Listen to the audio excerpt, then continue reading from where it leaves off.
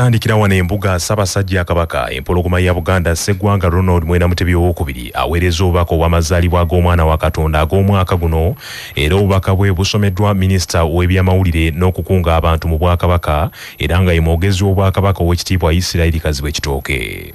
Atugende mu butereevu mu bubaka yafeesi ya Kabaka wa Buganda Ntenvu 22-23 obubaka bwa Ssabasajja Kabaka obw'amazaalibwa ga Yesu Kristo n'omwaka omujja 2024. Tubalamusizza mwenna era tubeebaza byonna bye mukola ku lw'Obwakabaka ne Uganda yonna. Twebaza Katonda okutukuuma okutuuka leero. Ebizibu n'obuwanguzi ebituukiddwako mu 2023 gubeere omusingi ogunaatusobozesa okuyingira mu mwaka omujja nga tumanyi gye tuva ne gye tulaga. Buli kye tukoze ne bye tuteekateeka okukola nga bya bulungi bwa Buganda ne Uganda tubiremereko nnyo nga tulina essuubi ery'okuwangula. Tubakubiriza obutaggwaamu maanyi kubanga Katonda teyeerabira abalemera ku mazima n'obwenkanya. Tukyalina bingi bye tulina okukola bitusobozese okusiguukulula enkwe, obujja n'effutwa ebikolebwa abalina empiiga ku Bwakabaka. Tukyalina eddimu ery'okunyweza obumu mu bavubuka basobole okwongera eddoboozi eryawamu ate nga lyamwanguka ku nsonga ezikwata ku Bwakabaka mu Uganda eyawamu. Empisa yaffe ey'okutta n'okuzimba emikago twongere okuginyweza era tuvumirire nnyo abavuma omukago nga bagufudde obunafu. Tusiima nnyo emirimu egikolebwa abaweereza mu Bwakabaka omuli abakulu b'ebika, ab'amasaza, bannaddiini, abaweereza mu Bulange ne bammemba ba Parliament abava mu Buganda n'awalala abategedde nti okwogera ku nsonga za Buganda si kusosola mu mawanga wabula kulaakulana kwa Buganda ne Uganda. Nga twetegekera omwaka omujja tukubiriza abazadde okuyamba abaana baffe naddala abali mu luwummula okukozesa obulungi emikutu gya social media kubanga givuddeko ebizibu bingi mu nsi olw'obutaggukira ddala mu bavubuka. Abaana baffe balina okumanya n'okuyiga ebifa mu nnono n'empisa zaffe nga batandikira mu maka gye bava. Tumanyi nti abantu baffe balimye emmere nnyingi naddala kasooli mu nkuba etonnya mu kiseera kino.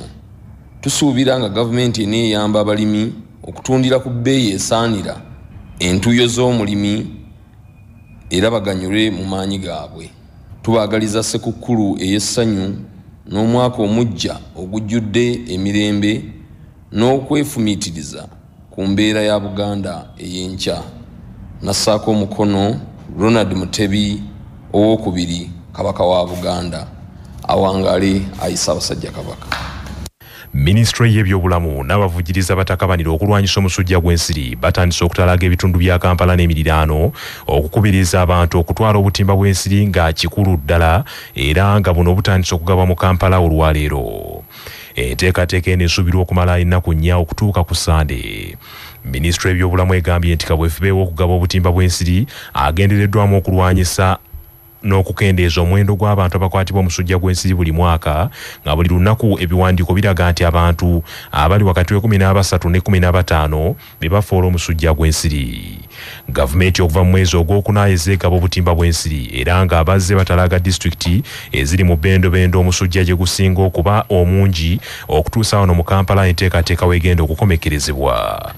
Enteekateeka eno yatongozebwa Ssabbiiti ewedde wano ku mbuga enkulu y'Obwakabaka mu Bulange Mmengo era Katikkiro wa Buganda Charles Peter Mayiga bwe yali agitongoza yategeeza nti bannayuganda Obwakabaka ne gavumenti ewakati basaana okukwatira awamu okuwa abantu ekirabo kya Ssekukkulu nga bamalako omwaka mu kulwanyisa omusujja gw'ensiri. Bannayuganda mwenna naddala abantu ba Ssabasajja Kabaka mbategeeza nti omusujja gw'ensiri gye guli ate gutta. Mu Uganda tuli ku kifo kya kusatu mu kulwala omusujja gw'ensiri mu nsi yonna. Buli mwaka abantu obukadde 12 be balwala omusujja gw'ensiri. Ebibalo era biraga nti buli mwaka tufiirwa abantu abakunukkiriza mu mitwalo 10, ate ng'ebibalo era biraga nti abantu 16 be bafa buli lunaku omusujja gw'ensiri. Ekyewuunyisa, omusujja guno gutambuzibwa akasiri, naye akawuka akatini bwe katyo ne katta abantu abangi obwenkanidde awo. Kya bulabe nnyo era bikakuluma wayita ekiseera kitono n'olwala bw'otejjanjabya n'ofa. Gavumenti mu mbeera eyo eteekateeka okukozesa empiso ey'okugema omusujja gw'ensiri okutandika n'omwaka ogujja 2024 oluvannyuma lw'okuvumbula eddagala erisookera ddala erisobola okutangira omusujja gw'ensiri. Lukia Nakamato omukwanaganya w'enteekateeka y'okugaba obutimba bw'ensiri Minisitule y'ebyobulamu agambye nti enkya ya leero batandise okugaba obutimba mu Kampala n'emiriraano, n'ajjukiza abeewandiisa bonna okugenda mu bifo gye bugabirwa era ebyabategeezebwa bakime obutimba obwo. Eno campaign gye tumaliriza twagitandika mu mwezi ogwokuna era nga tumaze okutalaga districts zonna nga tuziwa obutimba bw'ensiri era nga buli kyalo kiyina ekifo ekirondeddwa obutimba buno gye bugenda okugabibwa era tukuba omulanga eri abantu bonna balabe nti ne bagenda mu ekyo ekifo bafune obutimba bw'ensiri. Abasawo baffe b'okubyalo bamaze ennaku nga 3-4 nga bagenda batalaga amaka g'abantu nga babawandiisa okufuna obutimba buno, naye singa baba tebakuwandiisa era tambula ogende bagabira obutimba bw'ensiri obategeeze nti no tewawandiikibwa era bajja kuba nga bakuwandiika essaawa eyo bakuwe obutimba buno. Agambye nti enteekateeka eno yakomekerezeddwa mu disitulikiti y'e Mukono ne Wakiso era abasuubira okumaliriza ku Sande eno nga basifundikira ne Kampala, kyokka era n'alabula abakyabalaatira mu nsonga y'omusujja gw'ensiri mu ggwanga nti ebyabwe bibi. Tukubiriza abantu bonna nti singa bw'oba ofunye akatimba k'ensiri kano olaba nti nno okasulamu okuba nga weetangira omusujja gw'ensiri. Amawanga mangi nnyo agalwanyisiza omusujja gakozesezza obutimba buno n'ebintu ebirala ebingi nnyo okulaba nti nno bamalawo omusujja guno. Singa twetangira tujja kulaba nga tetulwala. Obutimba bw'ensiri omugatte obukadde 28 bwe busuubira okugabwa mu nteekateeka yonna okutwalira wamu okwetoloola eggwanga lino okuva lwe baagitongoleza mu bbendobendo ly'e Busoga mu disitulikiti y'e Bugiri ey'oku ntandikwa y'omwaka guno. Abakulembeze ba munisipaali y'e Nansana mu disitulikiti y'e Wakiso bakoze etteeka erinaabawa obuyinza okusiga okulula buli muntu mu ntobazi n'emibibira okutaasa obutonde bw'ensi. Omusasi waffe Ssaalongo Charles Kawuma Masembe alina ebisingawo. Oluvannyuma lw'okugunjaawo ekitongole ekyawufu ekigenda okuvunaanyizibwa ku butonde bw'ensi mu Nansana Municipality nga kikulirwa mmeeya w'ekibuga kino, abakulembeze baakyo basazeewo buli kimu okukitambuliza mu mateeka okufuna amaanyi kitandike okuluma kw'abo be bagambye nti beeyita abakambwe. Mmeeya wa municipality eno Regina Nakaziba Kitte ng'era yakulira akakiiko k'obutonde bw'ensi ategeezezza bannamawulire nti etteeka bamaze dda okulituusa mu paalamenti balitunulemu ate n'oluvannyuma likomezebwewo mu lukiiko lw'ekibuga kino nabo balikkaanyeeko olwo litandike okukola. Municipal Natural Resources Committee nze njikulira mmere bwatuti etteeka erikwatagana n'okwonoona obutonde bw'ensi, okwonoona emigga, okwonoona entobazi. Kuba yabyava ne mu budget conference mu mbeera eriwo era obudde ng'abantu bayogera Lubigi yenna aweddewo Stabex yonna baagizimba mu mazzi baddira omwala ne bagusalako. Abantu bonna abazimba industry olaba kati garaaji zonna ziri mu mazzi. Tetusobola kugenda mu maaso okujjako nga tulina etteeka. Twagala etteeka era obudde nga boogera n'abazimbye ku Kabumbi. Tosobola genda kola demolition order nga toyina tteeka. Kati twatudde ejjo mu Natural Resources Committee nga tulambikibwa omukugu Senior Environment Officer ne tuteekawo akakiiko akakkirizibwa Natural Resources Committee gye ntulako nga mmeeya. Mmeeya Bakitte akakasizza bwe balina abantu abovunaanyizibwa okutambuza etteeka lino nga bataasa obutonde bw'ensi. Kagenda kubeerako Town Clerk, kagenda kubeerako Solicitor General, kabeera kubeerako waliga omulamuzi, kagenda kubeerako wa community ate ne kiraka to council. Kabenga katandika okukola draft. Tugenda kukola amateeka agawera. Tugenda kukola amateeka erya misuse okwonoona entobazi. Tugenda kukola etteeka erya tree planting. king n'okulaba nti embuzi eziri emmere y'abantu tugenda kuteera tulina biteka mu tteeka eryo tugenda kukola etteeka ery'okumala gamansa kasasiro kuba kasasiro kati bamala gamumansa tetulina tteeka likwasisa amateeka ako bwe tuba n'amala okukola nga bba abakugu bajja kuleeta draft lead of opposition ajanjule mu council tudisikasinga erifuuka etteeka baleke okuvunaana abantu nga tuyita mu mateeka. Meeya bw'abadde asanyukira abannema kibaliko ennaku zino ekyokulaba nti basengula buli muntu mu lutobazi ategeezezza nti bo bajja lumu nti naye akakiiko kajja kubeerawo ebbanga lyonna okulaba nti kakola omulimu guno nga tekalina gwe kataliza. Kuba Kyabasa ku Masembe wano e Nansana. Abakulira ebyobuvubi mu ttawuni kanso y'e Katabi mu disitulikiti wa Kisonga bali wamu n'eggye erirwanyisa envuba enkyamu mu bitundu by'Entebbe balangiridde nti bagenda kuggalawo omwalo ogw'emukuuba olw'obukyafu n'abavubi obutagoberera biragiro by'abakulembeze. Omusasi waffe George William Kakooza katuwa ebisingawo.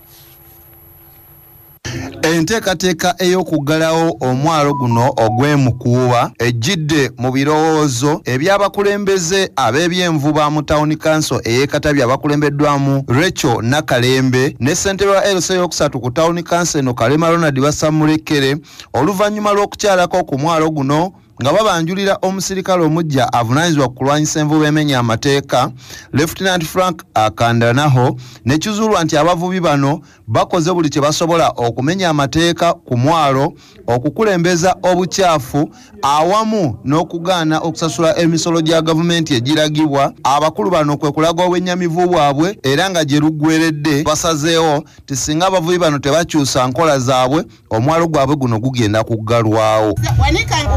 Ya chairman bameka bewandiisa bemuba mwagala tuleme babonedeza munonye musasule license oba oli musuuzi oba oli musiisi oba olina lyato temuli mu nsi yammwe. Neewunyizanye mukyala Nakalembe kuba yonna gye tulaze badde abatuwaanira naye wano atabuse kinkanzeemu era afande mukubi akaama ne mugamba wano teekawo amaanyi kubanga kitwagala mwalo gwaffe bakuggale.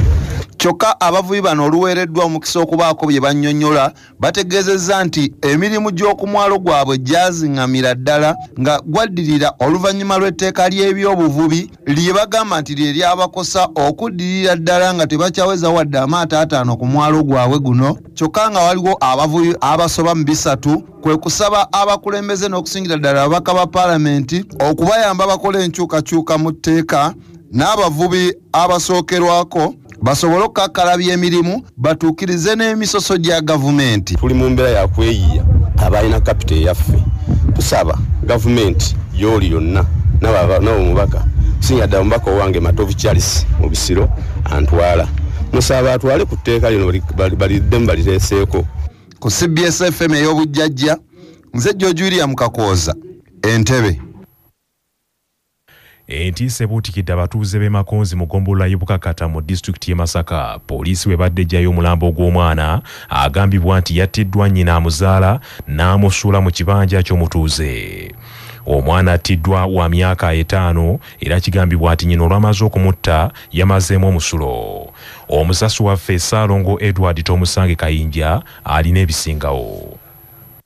Kabadde kaseera kantiisa era ak'ekiyongobere ennyo eri abatuuze ku kyalo Bukeso mu muluka gw'e Makonzi mu ggombolola y'e Bukakata mu disitulikiti y'e Masaka. Poliisi bwe yabadde ejjayo omulambo ogw'omwana w'emyaka 5 agambibwa okuba nti nnyina ye yamusse. Omukazi ayitibwa Saidat Nalubega abadde yafumbirwa ku mwalo gw'e Makonzi wabula nga bba omutuufu abadde tamanyiddwa nga n'oluusi abadde bano banneeko nga kigambibwa nti abadde alina abaana abalala 3 mu basajja 2 nga ku luno yakubye omwana we omulenzi n'amutta omulambo n'agutwala mu kibanja ky'omutuuze omukadde Nabakooza e Bukeso n'agusuula omwo n'adduka. Akawungezi k'olunaku lw'eggulo poliisi okuva e Masaka yaleese kabangali n'ejjayo omulambo. Omwana yattiddwa ategerekeseeko erinnya limu lya Akram nga wa myaka 5 egy'obukulu ng'ono kigambibwa nti yajja naye ku mwalo e Makonzi mbu nga yali yamuzaala ku musajja ategerekeseeko erya Mahadi ng'abeera Bukomansimbi. Ssentebe w'omwalo gw'e Makonzi Kayemba Peter ategeezza CBS tikirabika omukazi ono omwana we yamutta ku Sande ekiro tikuba alina akalwaliro we yamusookeza okumutwala ng'amaze okumukuba ataawa ne bamuwa amagezi amwongereyo mu ddwaliro eddene ddene nga bwe yamufaako omulambo kwe kugusuula mu kibanja kya Nabakooza n'adduka nga kati poliisi yatandise okumuyigga. Omusajja Mahadi agambibwa okuba nti ye nannyini mwana eyattiddwa yalabiseeko akawungeezi k'olunaku lw'eggulo poliisi bwe yabadde ng'ejjayo omulambo okugutwala mu ggwanika ly'eddwaliro ekkulu e Masaka, wabula nga naye yagendeddeko ku kabangali ya poliisi. Ssentebe w'ekyalo kino Ndiikoziwa agambye nti omukyalo ono alina omwana abadde ayonka gwe yalesse mu nju. Amannya nze Ndiikoziwa Kyamaani wa Bukoko. Omukyala yasudde omukyala yasse omwana we yamukubye abadde yakazaala abaana bana, abaana babiri ba musajja omu, omulala yamuzaala ku musajja mulala, yalessewo n'akayonka nako ka musajja mulala, n'adduka n'omulambo n'agusuula ku kyalo Mukisewo omukyala Nabakooza Aneti. Bakubidde poliisi n'ejja